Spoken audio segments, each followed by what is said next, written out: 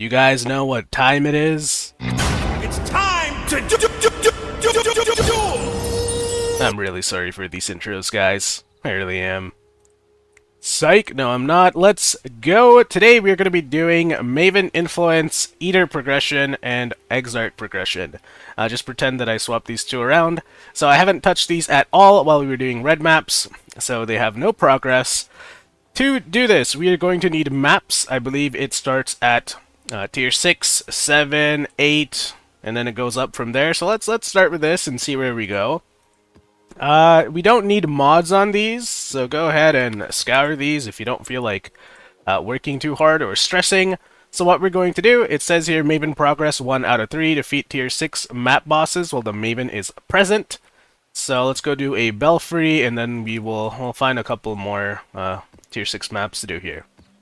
I don't know, it doesn't really matter which, just pick a map that you have or that you like. And what am I missing here? Maven's already witnessed this, goodness. There we go. Alright, we're just gonna click activate, and we're gonna go see you once this bar is filled up. Alright, we're here with the Ambrius or Duresso clone. Alright, you'll see Maven is just a vibin'. That's what she's gonna do whenever you Maven influence a map.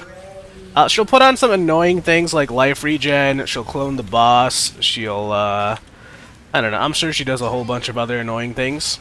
So, when you do Maven in the endgame, like when you put this on T16 maps with all the Atlas passive nodes, you're gonna need a good build to do that comfortably. And unfortunately, we are not there yet, but we might be after a couple of gear upgrades. So, that should be it. Right, and here you'll pick up the Maven's Invitation. And let's go back to town. You put the Maven Invitation into your map device, and then you click activate. And you'll basically fight all of the bosses that you just fought for the Maven Witness, but all at the same time. Alright, so here's Kitava from Belfry. And then here is the Pirate Lord from Shore, and here is Duresso Clone from Colosseum. Right, and for doing this, you will get some Atlas passive skill points, but more importantly, you will unlock the next part of the Maven questline to go and witness. So now we have to do the same thing, but with tier 8 map bosses. So I'm going to go do this until we have the entire thing complete. I think it concludes at T14 with a 10-way. Oh, whoa. Okay, we're back after doing a ton of maps. I was a little confused when Maven or the boss didn't drop the invitation. Turns out when you finish the last invitation for the 10-way, Kirik actually gives you the invitation, and you have to roll it in this thing here. Should we roll it? I really don't know. We can try. We can try rolling mods on it.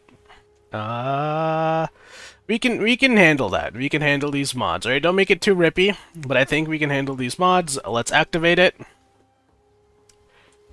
And this, when we finish it, should conclude our Maven progression for the quest. I'll put this down. Oh.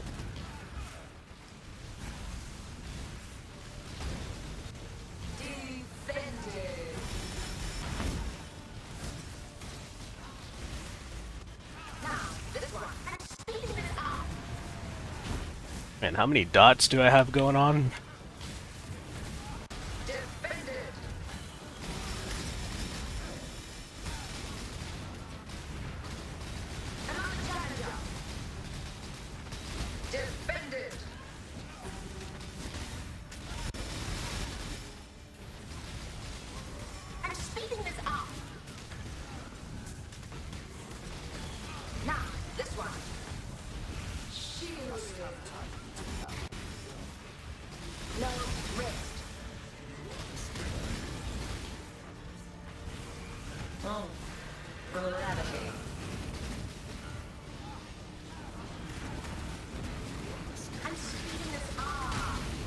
Ooh, that one hit hard.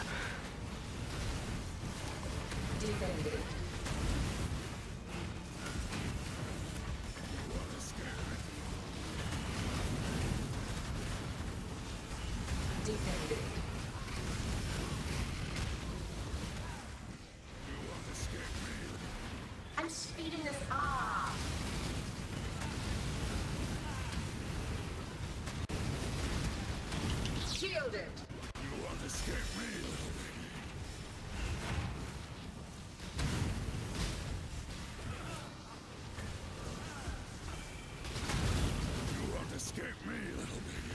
Alright, and there it is. A little bit sketchy, but we did get 2 Crescent Splinters for our troubles, so hey-oh, I'll take it. Let's go get all this other loot. Looks like a bunch of trash. We'll talk to the Maven's Gift over here. And I think we got a point for that. I'll put that on Ambush Scarabs. And let's get out of here. This loot is making my eyes hurt. So, for completing the Maven questline, we now have our 5th map slot device. So we can do 4 Scarab strategies. That is so exciting. Let's have a look. No favorite map for that, and that's okay. So that is the Maven questline in a nutshell. I'm going to go take a small break, clear out my inventory, and then we're going to do the same thing for Exarch and Eater. Alright, we're back after a break. Our 10-way Maven portal is still up. Very nice. So, for the Exarch, this should be a lot faster than the Maven questline. Let's go ahead and take 1 map of every tier here. And of course, we will scour it. We don't want to make this harder than it needs to be. And then we will start with... Let's see here. Does it work on tier 6? No. Does it work on tier 7? No. Does it work on tier 8? No. So I believe it starts at tier 9. So let's go ahead and do a tier 9 map for the Searing Exarch. Alright, so you'll see here in the maps that we are now starting to see altars. This is basically the Eater and Exarch mechanic in a nutshell. You will go into the map and you will kill some mobs and you'll find these altars. Here you make a choice. One will affect the Eldritch minions, one might affect the boss, and one might affect you. It's a Kiss Curse mechanic. It will give them either a buff, and then you'll get a reward for it, or it'll give you a debuff, and then you will get a reward for it. So let's see here. What do we want? 3 Chaos Orbs and the final boss. Sounds good to me. Okay, when you get to tier 11 maps, so that's red maps, I believe, you're going to get the option to talk to the Envoy, as well as the Maven, and that's going to give you the blue, or Eater of Worlds mechanic for your map device. Let's go ahead and do that. What the heck, Jun? You're blocking my NPCs here. Alright, there it is, the Flesh Compass. Go ahead and put that into your map device. And this will let you progress your Eater of Worlds influence. Okay, so let's go back to doing Searing Exarch. Okay, and the other important thing that happens in a tier 11 map is that you get your first boss invitation. So this is just the quest one. It should be super easy. Let's go ahead and do this. We'll put the invitation in. There is mechanics to this fight. I'm gonna be honest, guys. I really don't know how it works. There's 2 elements going on. So, the floor is divided into halves. If you stand on one, you will take more cold damage. If you stand on the other, you will take more fire damage. And there's 2 bosses that are going to alternate between fire and cold damage. I don't really know what to do here, so I just stand in between the 2 circles while I kite the boss. Right? That might be hard if you're melee, but figure it out. Right, this way you won't have a lot of either of the stack. That looks like death. When he does that, you can hide behind the pillars, or just tank it if your build is strong enough. Right, you don't want to stand in one side of the map for too long. The avalanche thing is pretty awful. I don't know if you can dodge it or you just have to tank it.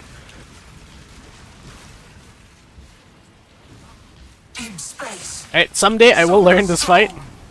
If I want to do Ubers, I'm gonna kind of have to. So, yeah. Simulacrum. Deep space. Okay, so there is the first invitation done. And we'll talk to the Envoy. I think that'll give us a point or something. Let's go back to our hideout. What's Kirak got for me? Okay, so you get your point from Kirak for doing your first invitation. Alright, we'll go ahead and spend this on Scarabs. Scarabs over here. Get Harbinger Scarabs. And now, if you go to the map device, we can put in tier 12 map and then do the Searing Exarch again. I think at T16 we will get our last Searing Exarch invitation. So I'll see you guys then. Hey, we got a Waldo's puzzle box. That's dope. Okay, I'm gonna put this here. I think you can sell this on the currency exchange, so we'll see if we can sell that right after doing this map. Alright, we can indeed sell the Waldo's puzzle box. So, I want to check the price of divines before I make this trade. Looks like a divine orb is going roughly 152 to 160. So I'm just going to sell the puzzle box for a divine. That'll save me the trouble of having to convert it later. Alright, one divine. Nice. Alright, back to mapping we go. Alright, and there it is. There's our first incandescent invitation. So this is, of course, the quest version. Let's go do our Searing Exarch boss fight. And we'll put this in. Click activate. This one, I think I understand a little bit better than the previous fight we just did. So, Searing Exarch, let's go check it out. Gonna be sitting here in the middle.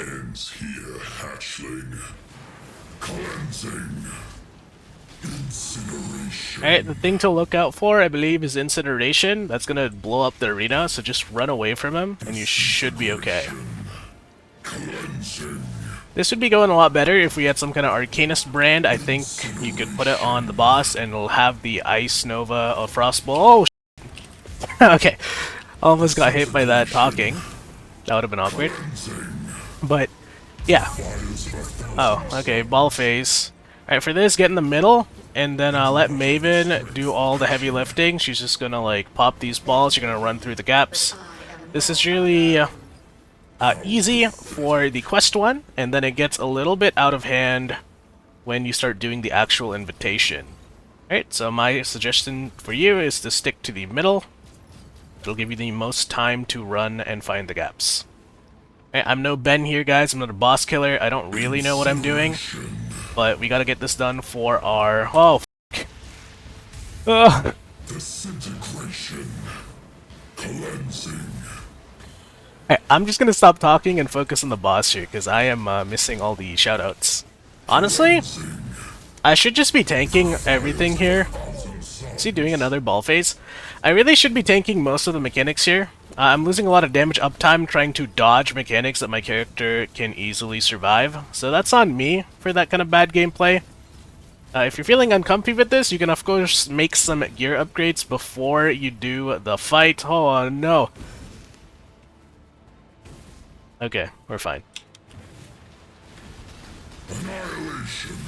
Alright, like, I really just should sit here and eat these things. Disintegration. Cleansing. Annihilation. Incineration. Run from that one, though. Incineration is bad. Run from that. Annihilation. And don't stand on the little circle fiery things. Okay, he's dead. There's our first White Stone, guys. We also got a shield. Very nice. I just want to get out of this right now. Let's leave. Let me out, let me out, let me out. Hey, if you're not a bosser, if your build isn't tuned for bossing, and you just kind of have no idea what the heck you're doing, that can be a little bit rough. But that is the Searing Exarch Watchstone complete. Now we're going to do the exact same thing for the Eater of Worlds. And then we will have 2 of our Watchstones, as well as all of these influence quests done. So with our first Watchstone, let's go ahead and put it in. Make sure you put it in the center over here, and what that is going to do is it's going to change all of the maps in your atlas, making them a higher tier. So tier 1 is now tier 4, tier... what was this? Tier 7 is now tier 10, and so on and so forth. And once you get all 4 of your Watchstones, you'll have tier 16 atlas for your red mapping enjoyment. So, let's go do the same thing for Eater of Worlds, and then I'll see you when that is done. Alright, there's our first invitation. So this is another one of those fights that I don't really know what I'm doing, so we'll just have to figure it out as we go.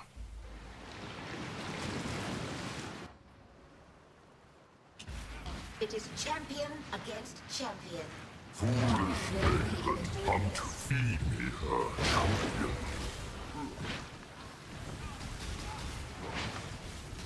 Digestion.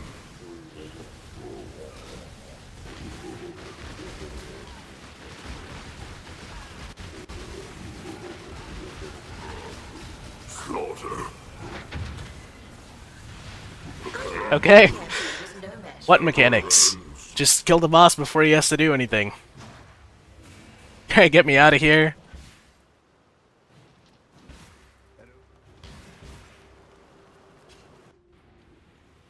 Alright, we'll talk to Kirik, and he's going to give us some Atlas Book of Skill.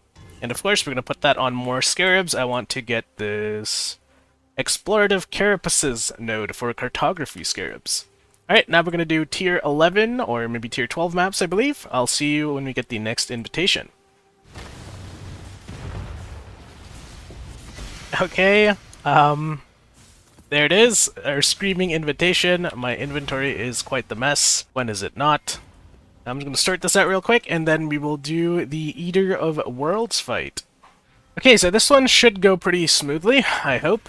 Dodge the blue balls. I guess we can tank the tentacles, it's not really a big deal. Alright. Once again, we are tanking mechanics that we shouldn't be, because it is simply the quest. Alright, when he says hunger, GTFO, because he's going to slam the ground. He'll do it twice in a row. You don't want to get hit by that, it's pretty oof. Alright, this one, you don't get hit by the big laser beam. Alright.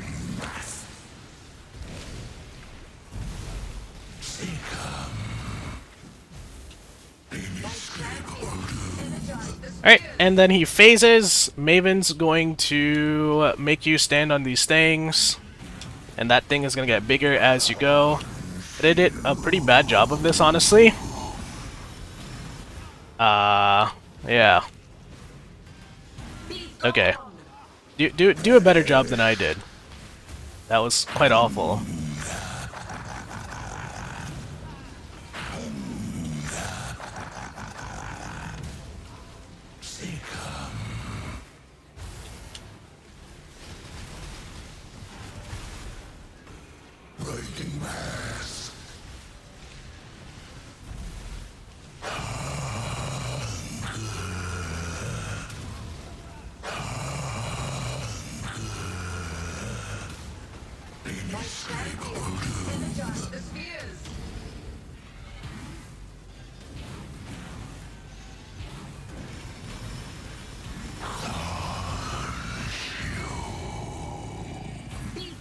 Yeah.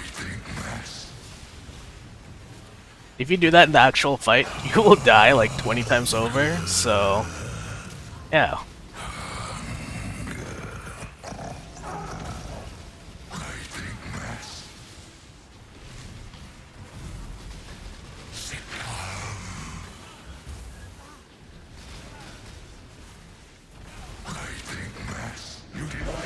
Alright, and there it is. He is dead. What the heck?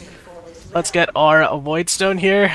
Sorry I can't do better callouts on the bosses, guys. I am not the best player. I am not a bosser, and this build I don't really think is currently tailor-made for bossing.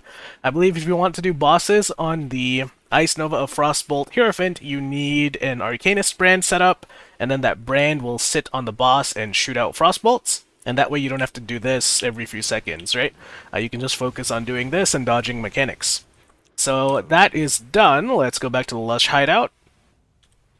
And we got some boots here. I don't really know if these are worth anything. Probably not. So I'm just going to sell them. And we got some whatever that is too. Don't care. Let's talk to Commander Kirik. Get our Atlas Book of Skill.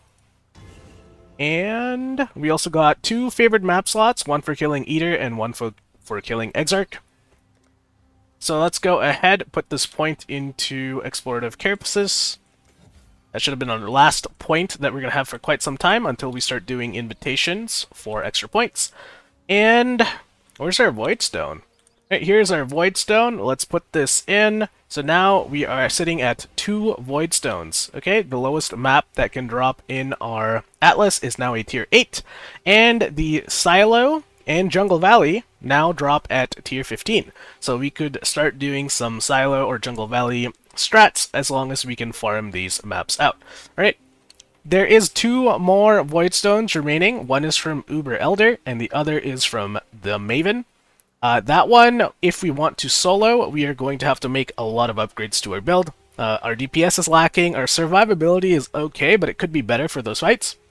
So we have a long way to go, but it is slash played 1 day, 9 hours, 42 minutes. We're sitting on tons of divines.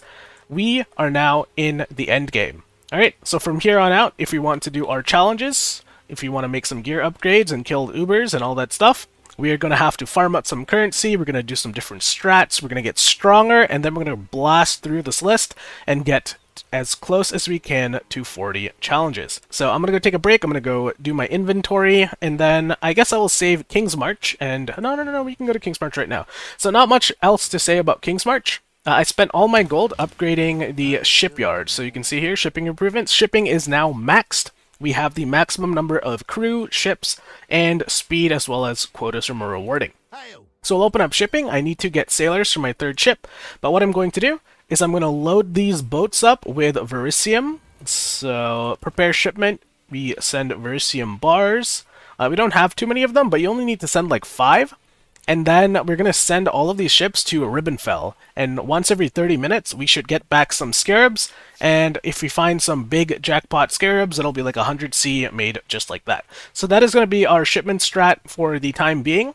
And then I'm going to get my stronghold leveled up and my farmers leveled up. And then we can start looking at sending shipments for currency. Right, so that is where we will be sending our crops. Alright. Now, I actually have nothing left to say. Thank you guys for watching. I hope you enjoyed the quest progression here, and I'll see you next time.